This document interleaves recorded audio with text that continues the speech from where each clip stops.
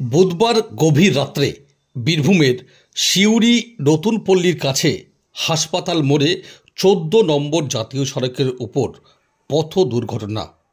স্থানীয় সূত্রে জানা গেছে, রাস্তা খারাপ ও লরিতে ব্রেক কম থাকার ফলে একটি লরি অপর একটি লরিকে ধাক্কা মারে। পিছনে থাকা লরিটি ব্যাপক ক্ষতিগ্রস্ত হয়। দুর্ঘটনার জেরে লরি চালক আটকে থাকে তার কেবিনের মধ্যেই। খবর পেয়ে ঘটনাস্থলে আসে সিউড়ি থানার পুলিশ ও দমকল বাহিনী। ঘণ্টাখানেকের প্রচেষ্টায় লরি চালককে উদ্ধার করে সিউড়ি সদর হাসপাতালে ভর্তি করা হয়েছে। দুটি লরি মোহাম্মদ বাজার থেকে ১৪ নম্বর জাতীয় সড়ক ধরে দুবরাজপুরের দিকে যাচ্ছিল। খুব স্বাভাবিকভাবেই পথ দুর্ঘটনায় চাঞ্চল্য ছড়ায় সিউড়িতে। আসছিলাম আস্তে আস্তে, খারাপ রাস্তা আপনারা দেখেছেন। ওই খারাপ রাস্তাতে ১৬ চাকাটায় আমাকে ওভারটেক করে ব্রেক মেরে দিয়েছে, শাটাল ব্রেক।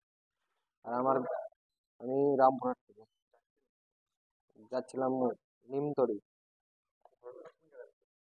ঘটনাটা সিউড়ি হসপিটাল মোড়। হুম। আমার ব্রেক ধরলো না, ওদের লেগে গেল। ব্রেক ফেল না, মানে ট্রেলারে ব্রেক কম।